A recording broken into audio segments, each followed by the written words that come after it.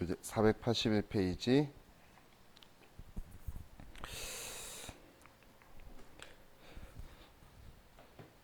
자, 이제 우리가 가지급금의 의미하고 범위라고 있는 부분이 있죠. 자, 여기에서 볼게. 자, 지금 부당행위 계산 부인 규정이다라고 이제 적용을 할 특수관계자의 거래 중에서 이건 우리 직원까지 다 포함이라 그랬어요. 대표이사든 주주든 그 중에 얘가 가지급금 인정이자 계산 대상 가지급금들이 있을 거고 그 대상에서 제외되는 게 있어요. 그럼 우리가 숙지해야 되는 거는 이 가지급금 인정이자 계산 대상이 되지 않는 것들을 이제 기억을 해야 돼요. 자, 그래서 우리 가지급금 의미와 범위에서 아래쪽에 이 동그라미 그 1, 2, 3, 4 있는 곳 있죠. 그 위에 보시면 바로 다음의 금액은 가지급금 등 범위에서 제외한다라고 적혀 있죠. 그죠? 자, 이 부분을 이제 우리가 인지를 하고 있어야 되는데, 자, 첫 번째가 미지급 소득에 대해서 소득세 대납하는 거예요. 자, 우리 그 주주총회에서 배당하기로 했거나 상여금을 지급하기로 했는데 그거에 대해서 지급하지 않았어요. 그럼 언제까지 원천징수를 해야 되죠? 주주총회에서 하고 나면 우리 일반전폐에서도 하고 원천징수 영수증 할 때도 했잖아요. 결의일로부터 3개월이 되는 날에 우리는 원천징수를 해야 되는데 지금 못했다 하더라도 우리가 먼저 대납해야 되겠죠. 그러면 결국 나중에 납부할 때에 정리가 될 건데 우리가 대납하면서 가지급금이라고 적혀 있을 거잖아요. 그걸 인정이자 계산하는 건 말이 안 되겠죠. 그래서 이제 그게 있었으면 뺄 거란 이야기예요. 자, 두 번째, 세 번째, 네 번째는 필요 없는데 다섯 번째는 자, 우리가 사회 유출들 중에서 우리가 가산조 중에 사회 유출 중에서 증빙을 못 밝히거나 기속자를 못 밝힌 거는 우리 대표자 상여라고 처리한 거 있죠. 그거 정말 대표자가 가져간 건가요?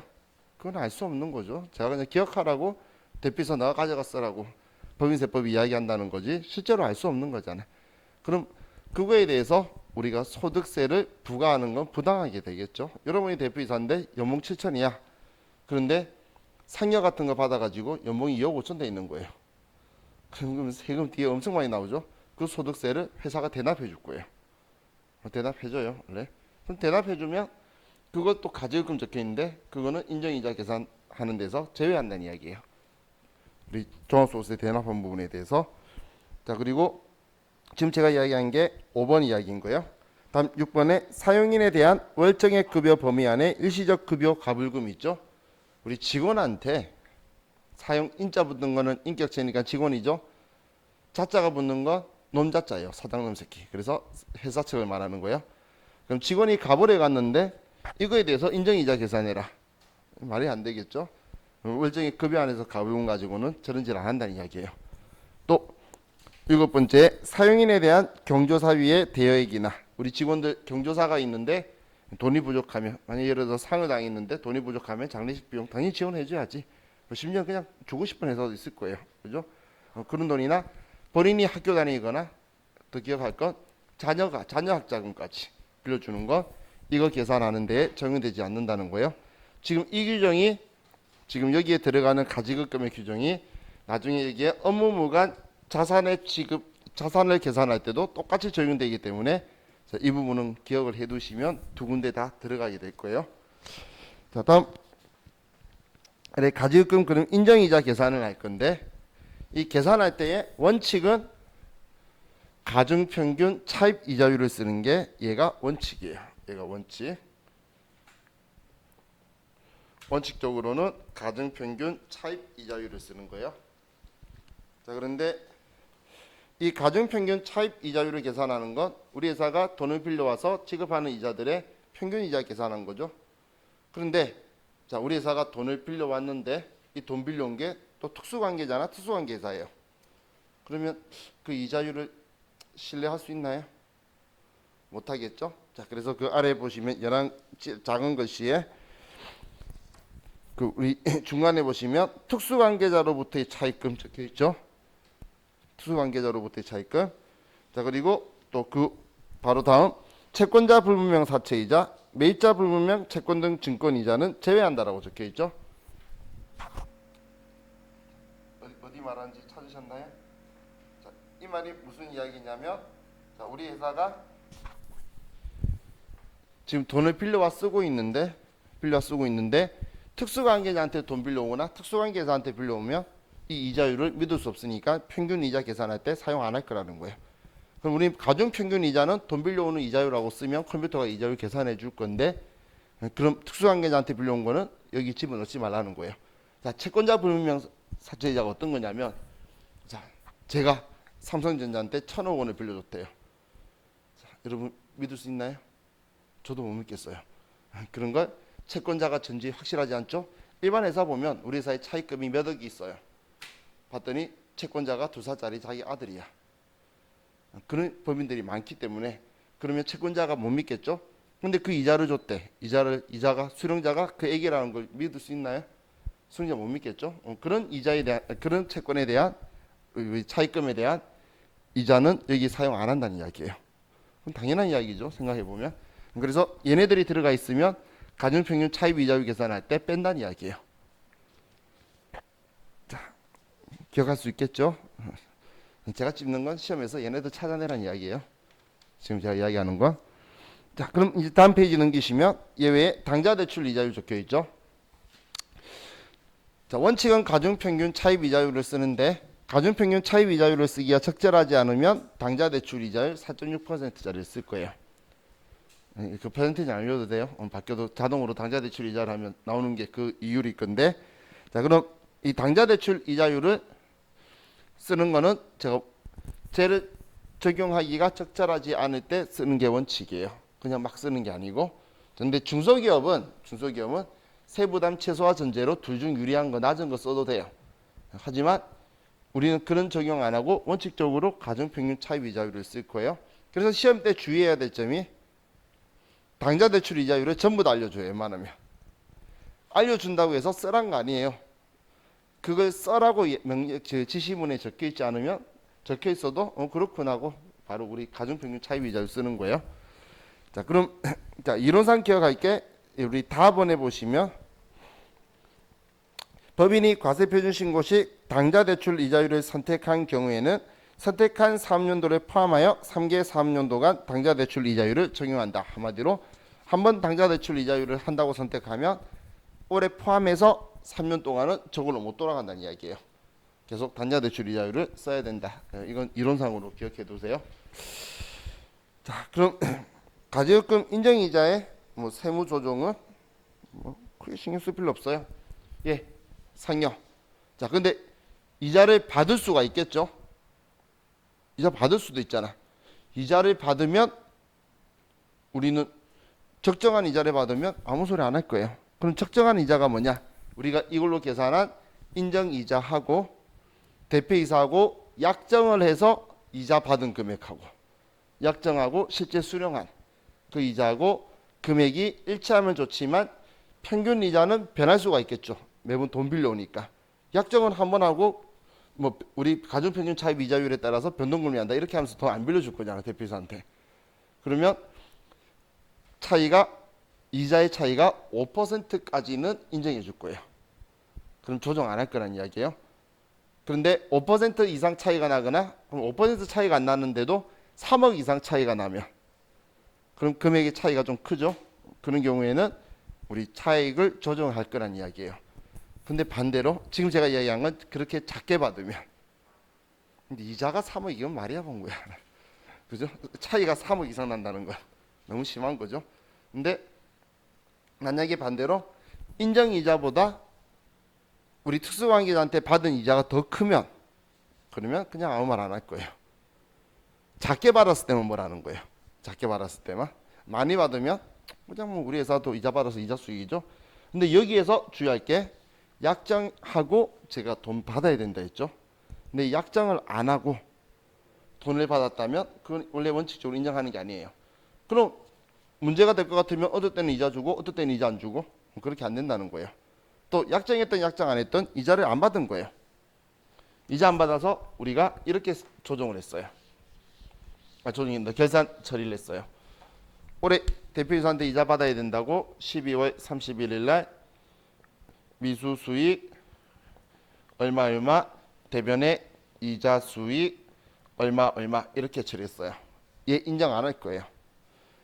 그럼 인정이자도 받은 걸로 생각하지 않을 거기 때문에 이것도 처분하고, 근데 또 지금 얘를 그대로 두면 이자 수익으로 또 입금이 들어와 있잖아요. 그래서 얘는 입금 불산이 미수이자 얼마 얼마 차감 조정 유보 발생으로 소득 처분했다가 미수 수익에 뒀으면 언젠간 이자 받을 거라는 거잖아요. 그럼 받았을 때는 이자 받았으니까 이 돈에 세금은 내. 하지만 이거하고는 별개하라는 거예요. 약정 안 했으니까. 그럼 이 조정도 일어날 수 있으니까 기억을 해두세요. 이 조정도 만약 이렇게 회계 처리했다 그러면 얘 안 받은 건데 이자 수익 아니야 라고 해서 처리한다라는 것도 같이 기억을 해두시면 좋겠어요. 자, 그 외에는 뭐 특별하게 생각하실 거 없고, 특수관계자가 많이 궁금하신 분은 그 아래에 있는 특수관계자의 범위라고 적혀 있죠. 근데 이걸 진짜 읽어보고 싶으신 분은 먼저 그 네이버 사전이나 두산 백과사전에 친족이라는 글자를 먼저, 친족의 범위를 먼저 보고 나서 그리고 특수관계자의 범위를 보시면 도움이 될 거예요.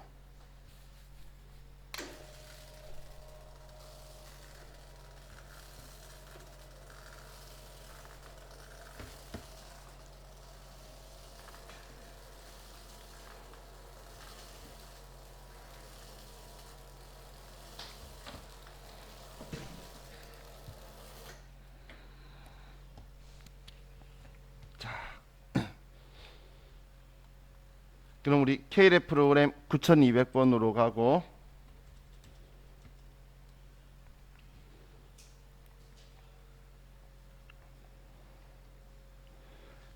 가지급금 인정이자 조정명세서로 가서 이제 메뉴를 먼저 설명을 드릴게요.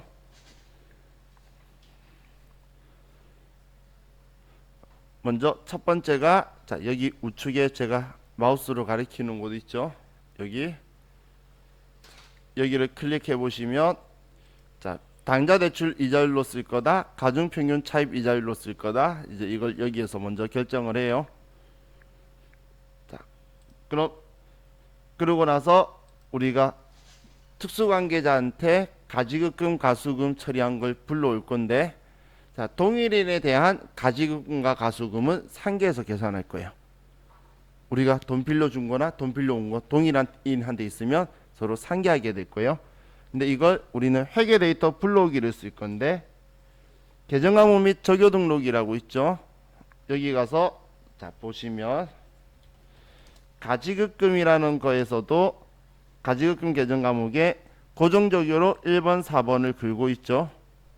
이 1번 4번이 고정적요로 대표이사한테 가지급했다, 회수했다. 근데 대표이사만이 아니라 사람이 더 있을 수 있죠. 그래서 가지급금 계정 과목의 적요 번호는 대표이사가 1번 4번이고, 그 다음 사람이 들어간다면 2번 5번, 그 다음 사람 들어간다면 3번 6번, 이렇게 해서 적요 번호를 사용할 거예요. 그래서 가지급금은 일반적으로도 6번까지는 적요 번호를 마음대로 쓰지 않는 게 관습이에요. 이 할 때 불러와서 땡겼을 거니까. 그럼 가지급금만이 아니고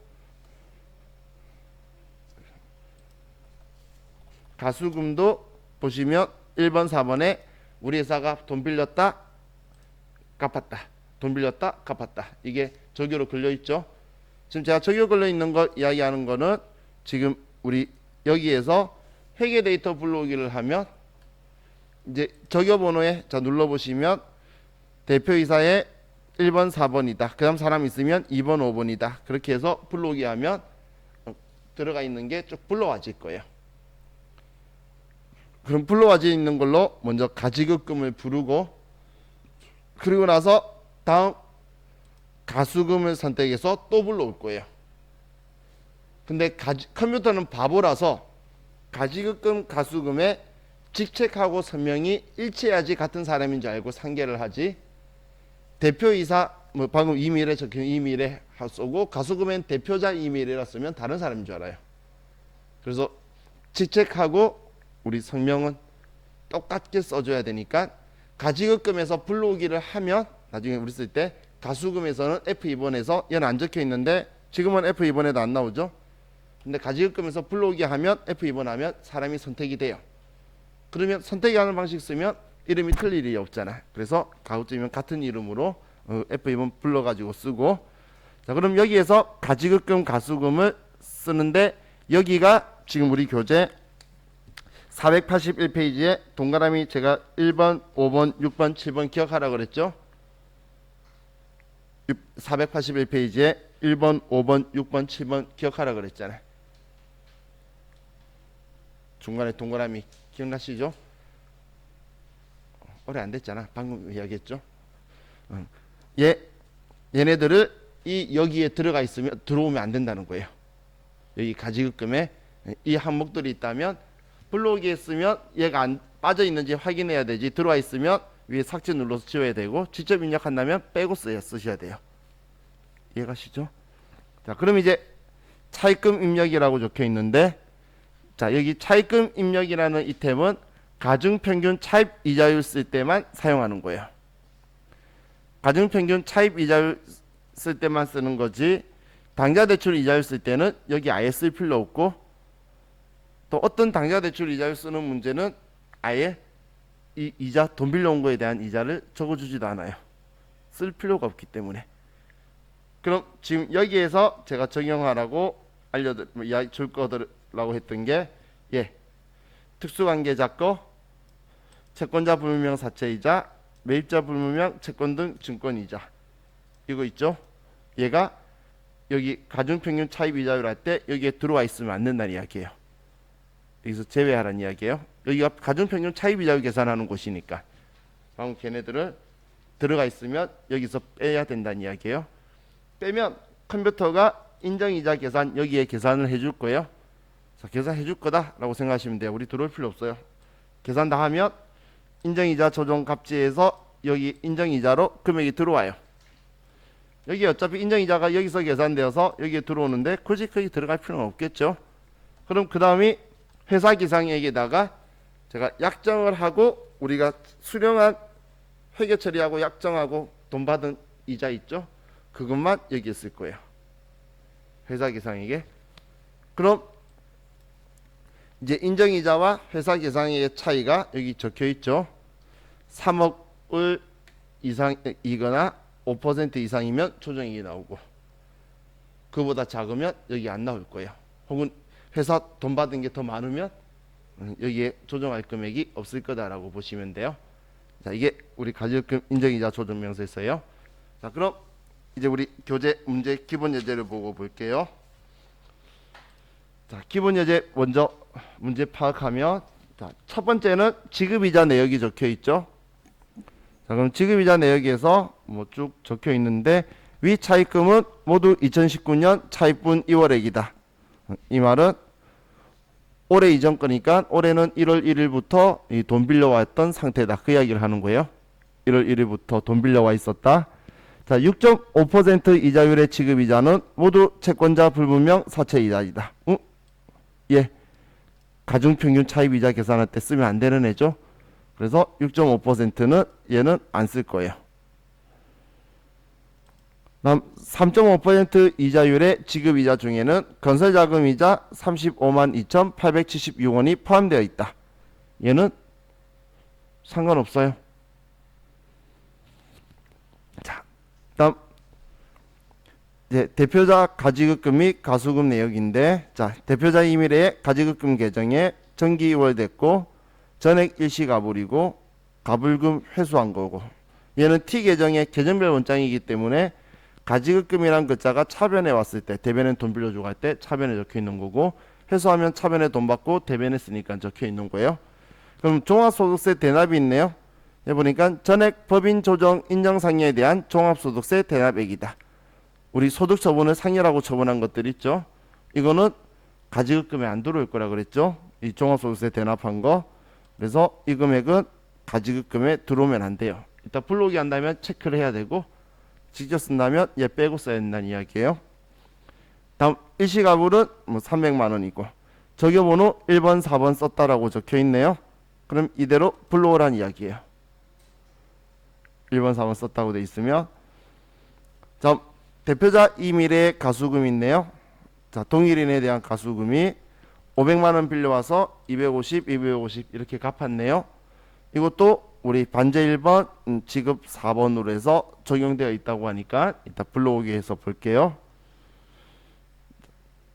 자, 다음 3번에 기타 특수관계자에 대한 가지급금 및 가수금 내역에서 2020년 2월 1일 특수관계회사 한강건설에 업무무관 자금 500만원을 대하였다. 특수관계회사 한강건설한테 특수관계자한테 500만원 대여한 거 있죠.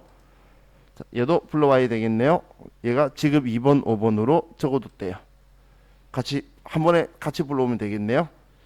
자, 대표이사 및 특수관계자에 대한 가지급금 인정이자는 가중평균 차입이자율을 적용한다. 자, 그리고 대표이사 및 특수관계회사에 대한 가지급금에 대하여 각각 다음과 같이 이자를 회수하였으며 장부에 계상하였다. 그럼 얘는 지금 약정되었다고 전제를 한 거예요. 그러면 이만큼 받았다고 나중에 회사 계상에게 써주면 되겠네요. 자, 그럼 이제 정보를 봤으니까 먼저 2번 자료, 3번 자료를 먼저 정리해야 되겠네요. 2번, 3번 가지급금하고 가수금 내요. 자, 그럼 자 여기에 가지급금 되어 있는 곳에서 먼저 회계 데이터 불러오기로 가서 대표자 이미래는 적어뒀으니까 아래에 특수관계회사 한방에 불러오게 한강건설 똑같이 가지급금 2번 5번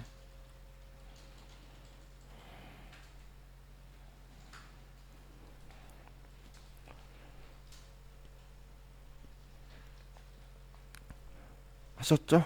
자, 그럼 이제 왼쪽 아래에 전표 불러오기 저쪽 아래에 전표 불러오기 클릭하고 예.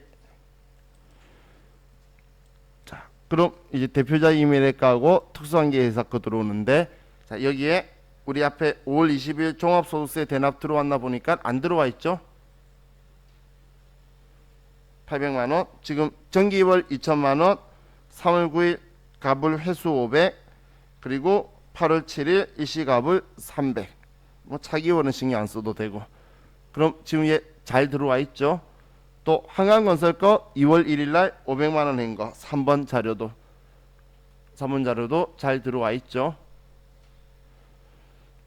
그럼 이제 가지급금 들어왔으니까 이제 선택 위쪽에서 가수금으로 선택하고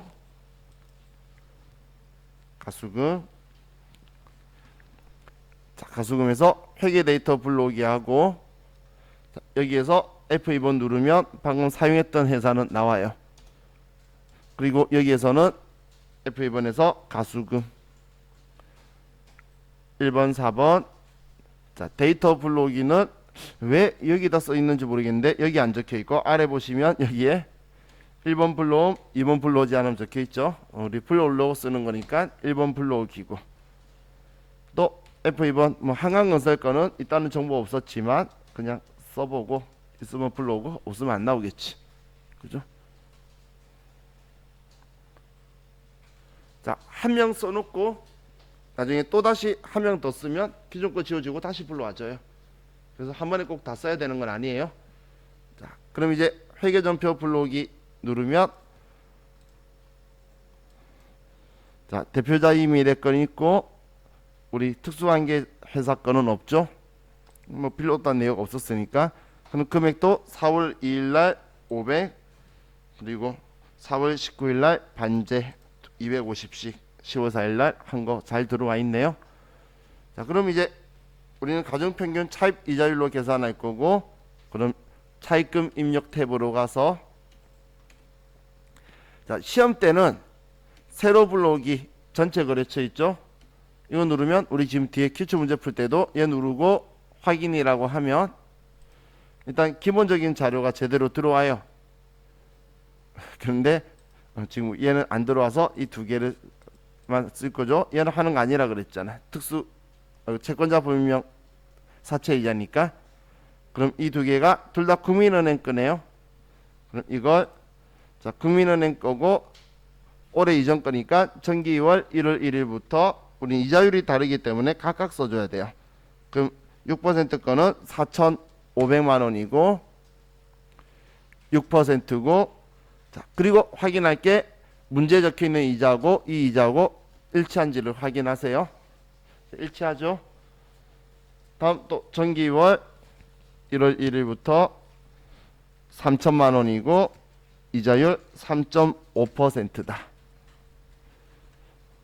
자, 지금 이걸 왜 확인하라고 하냐면 자, 예를 들어서 올해 우리가 돈을 빌렸어요. 그럼 이번 차입에서 7월 1일 날 빌렸다고 볼게요. 우리가 1억을 빌렸어요. 이자율이 10%예요. 이자가 얼마가 나와야 되죠? 대략 500만 원 전후가 나와야 정상이죠. 7월 1일 날. 근데 얘 1,000만 원 나오잖아. 그죠? 그럼 얘는 500만 원이라고 써서 빨간색 나오면 정상이라는 거예요. 그렇기 때문에 이제 문제에서 그래서 이자를 꼭 제시해 줄 거예요. 어떨 때는 그냥 이런 상황인데도 1,000만 원으로 줄 때도 있어요. 그렇기 때문에 문제에서 제시하는 이자율을 꼭 확인을 하세요. 자, 이렇게 입력한 거에 평균 이자가 얼마죠? 모르겠죠? 그래서 평균 이자 확인한다면 여기 왼쪽 위에 입력 다 해놓고 가중 평균 이자율 조회라고 있죠. 얘 클릭하시면 우리 5%네요. 평균. 어떻게 딱 5.00 나오네. 이 가중 평균 차입 이자율이에요.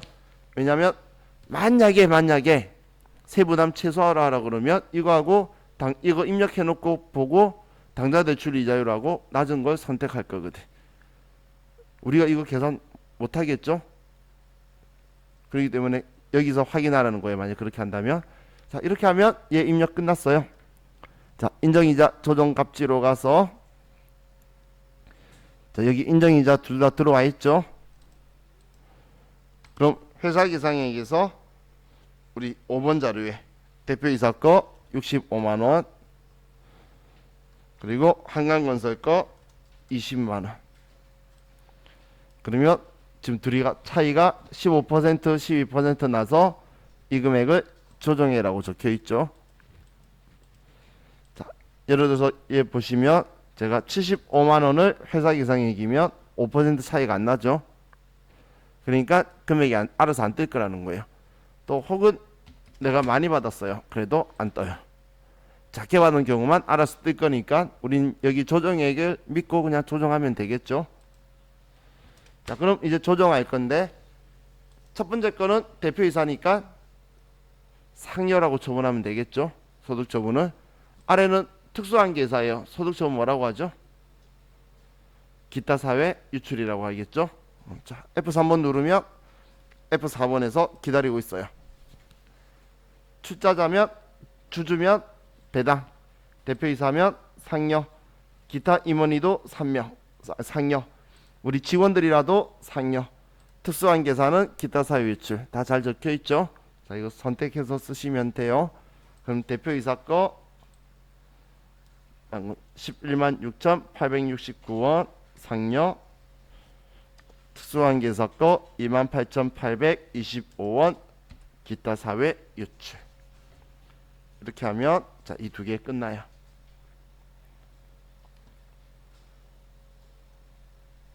되셨나요? 자, 그럼 이거에 대해서 기출 문제를 봅시다.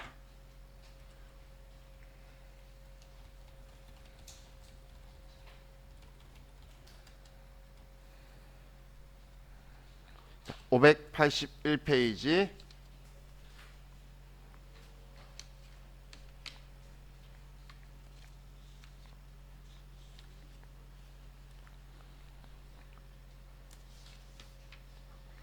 회사는 1275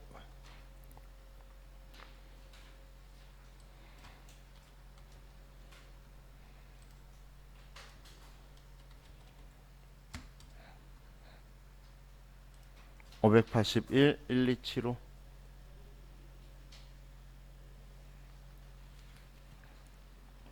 하셨나요?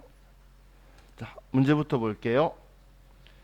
문제는 뭐 가족금 인정이자 조정명에서 작성하라는 거니까 첫 번째 차입금과 지급이자 내역이 있는데 자, 여기에 농협은행 거 신한은행 거 자회사 적혀 있네요. 자회사는 관계회사죠. 특수한 계사예요. 얘는 사용 안 할 거예요. 가중평균 차입 이자율 쓴다면 얘 안 쓸 거란 이야기예요. 특수한 계사라서.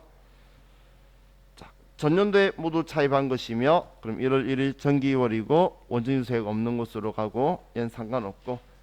자, 가질금 내역에 대표이사 김회장, 등기이사 김이사 둘 다 오래 빌렸네요. 약정한 이자가 있어요. 그러면 좋고. 자, 계획재정부령으로 정하는 당좌대출 이자율은 연 4.6%이며 당회사는 금전대차 거래에 대해 시가 적용 방법을 신고한 바 없다고 가정한다. 자, 당좌대출 이자율 4.6% 알려주네요. 그럼 이거 쓰나요? 아니죠. 문제에 당좌대출 이자율 써라는 말 없죠. 그러면 알려줘도 가중평균 차입 이자율 쓰는 거예요. 원칙이거든. 이걸로 구할 수 있잖아요. 그죠? 자, 그럼 이제 자료 다 봤으니까 가지급금 인정이자 조정명세서로 가서 가중평균 차입 이자율로 되어 있고 회계 데이터 불러오기에 가서 첫 번째 대표이사 김회장 가지급금 1번 4번 또 등기이사 김이사 가지급금 2번 5번. 자, 이거는 꼭 써야 되는 거 아니에요. 문제에서 불러오기 써라는 말 없죠. 보고 직접 쓰셔도 돼요. 저도 이렇게 써놓고 안 불러와지면 직접 써요. 저기 안 그러는 회차도 있어요. 자, 그럼 이제 회계 데이터 불러오기를 하면 넣어뒀나봐요. 하나씩 있네. 이건 얘네들이 넣어준 거라고 표현해야 돼요. 자, 그럼 김 회장 거 일단 날짜하고 데이터 맞는지 5월 27일 날 9,750만원이고 김 이사 6월 27일 날 1,625만원이고 일치하죠? 그럼 잘 됐네요. 자, 다음 우리 가수금은 문제에서 정보가 없죠? 그러니까 신경 안 쓰고. 자, 차입금 입력으로 가서 세로 불러오기 전체 거래처 클릭해서 확인하면 제가 불러와질 거라고 했었죠. 그럼 여기에서 자회사 파닉스 거는 우리 가중평균 차입 이자율 쓸 때 안 쓸 거니까 위에 삭제 F5번 눌러서 지워버리고. 자, 지워버리고. 자, 그럼 첫 번째 거 농협은행 차입금이죠. 정기 2월 1월 1일부터 2,500이고 이자율 20%, 지급이자 500만원 일치하죠. 다음 신한은행은 1월 1일 3,750만원 빌려온 거고 이자율 16%, 이자 600만원 일치하네요. 문제하고 일치하죠. 자, 그럼 이제 우리 다 끝났어요. 여기서 계산될 거니까 자동으로 인정이자 조정갑지로 가서 김 회장은 585만원 회사 계상액이고 약정이자 김 이사는 175만원이에요. 이 완전 나쁜 놈이죠. 본인은 인정이자보다 작게 주면서 김 이사한테는 많이 받아서 조정할 거 없죠. 그죠? 그럼 본인 것만 조정하면 되겠네요. 이것만. 자, 그러면 이제 조정 등록 가서 우리는 가지급금 인정이자 대표이사 거 상료로 처리를 할 거예요.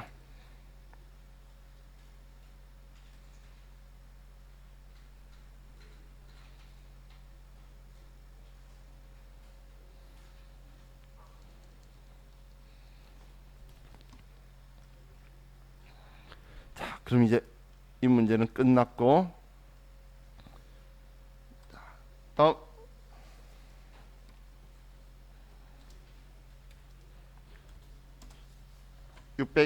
620페이지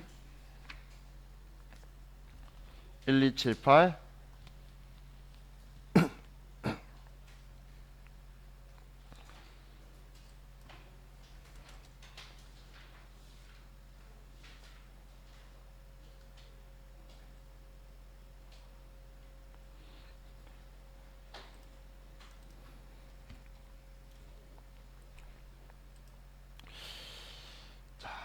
문제 보면 자, 첫 번째 장기 차입금이고 전년도에 이월된 거니까 1월 1일부터 가지고 있는 거고, 자, 이자가 있는데 10% 차입금은 전액 특수관계자. 그럼 10% 거는 가중평균 차입 이자율 쓴다면 사용 안 해야 되고, 나머지는 한결은행으로부터 차입금이다. 일단 한결은행에서 봐야겠네요. 둘 다면 합쳐져서 따로따로 분리시켜 써야겠어요.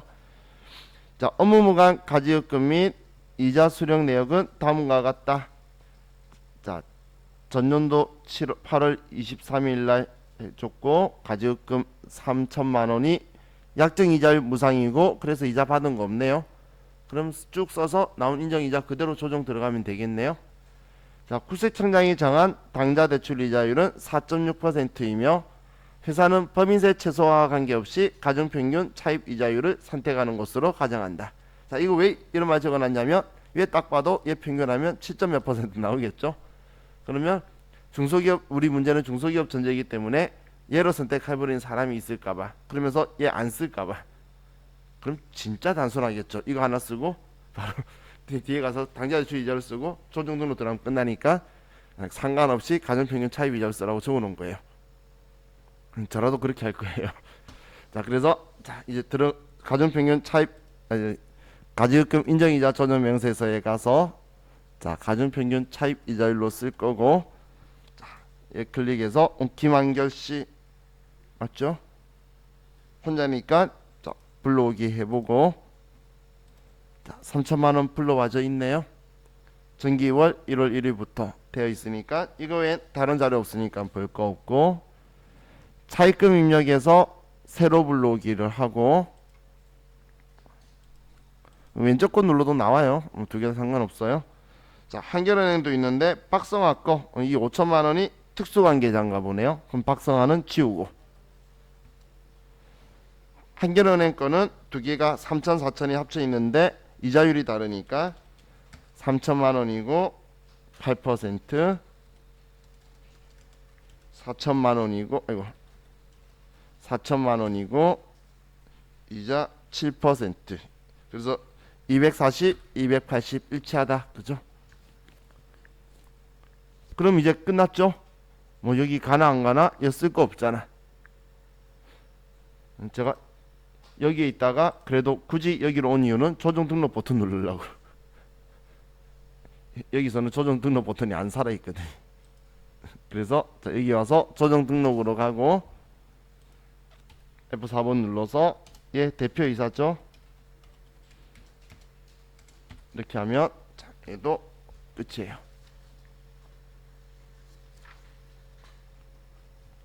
자, 다음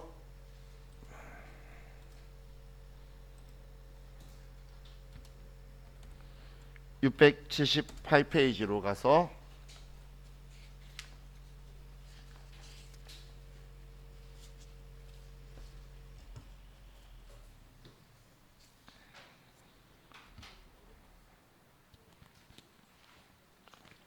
회사는 1283,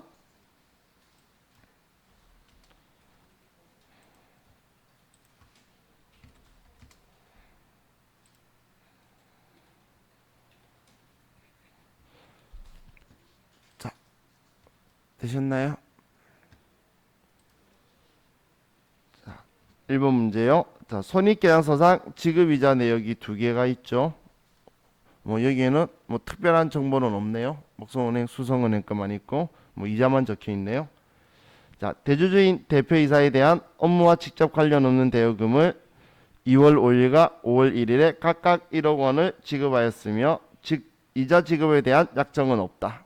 그럼 이자에 대한 거 아무것도 안 했다는 이야기죠. 회사 계상에 없어요. 그런데 3번 보니까 당사는 12월 31일 대주주인 대표이사의 대여금에 대한 이자 수익을 다음과 같이 회계 처리하여 계산하였다. 이자 수익. 이거 제가 조정하는 거 이야기했었죠. 이자 수익, 입금불산입 미수이자에서 유보 처리하라는 거. 당사는 인정이자 계산 시 가중평균 차입이자율을 적용하기로 한다. 그럼 이제 정보 봤으니까 가지급금 인정이자 조정명세서 가서 가중평균 차입이자율 잡혀있고, 자, 회계 데이터 불러오기 해서 대표이사, 백두산, 가지급금 1번, 4번 해서 불러오기 하면 없다. 그죠? 없으면 직접 써줘야 되죠. 그럼 올해 다 빌렸죠? 그죠? 그러면 2번 대여 날짜 2월 5일 날 1억 원이고, 아이고. 그리고 또 대여 우리는 5월 1일 날 1억 원이고 각각 1억 원씩 빌려줬다 했으니까 이 적수가 편하죠. 1억 빌려준 날 86일, 2억 둘이 합쳐서 2억이 된 날이 245일 이렇게 계산하는 게 적수가 훨씬 더 편해요. 자, 그럼 이제 차입금 입력에 가서 새로 불러오기를 하고, 자, 여기 문제에서 목성은행, 수성은행은 있는데 하나은행은 없다. 그죠? 하나은행은 이제 지워버릴게요. 그럼 목성은행 보면 금액은 모르겠는데 이자율이 3.5%라고 적혀 있죠. 그러니까 이자 700만 원 일치하죠. 그죠? 다음 수성은행도 얼마 빌렸는지 모르겠는데 4.5%래요. 그럼 이자 2250만 원 일치하네요. 그럼 이제 평균 이자는 냈죠. 그럼 인정이자에서 얘 약정 없다 그랬잖아. 얘 쓸 거 없으니까 전액 인정이자를 우리는 조정할 거예요. 그럼 F3번 조정 등록에 가서 우리 대표이사의 상료로 처리를 하고, 그리고 여기에는 없어요. 이거 아니에요. 기타라고 적혀 있잖아. 그죠? 얘는 직접 입력을 해서 미수이자 금액 300만 원 유보 발생, 자, 입금 불산입 이자 수익 아니야 미수이자 유보다라고 조정까지 해주셔야 돼요.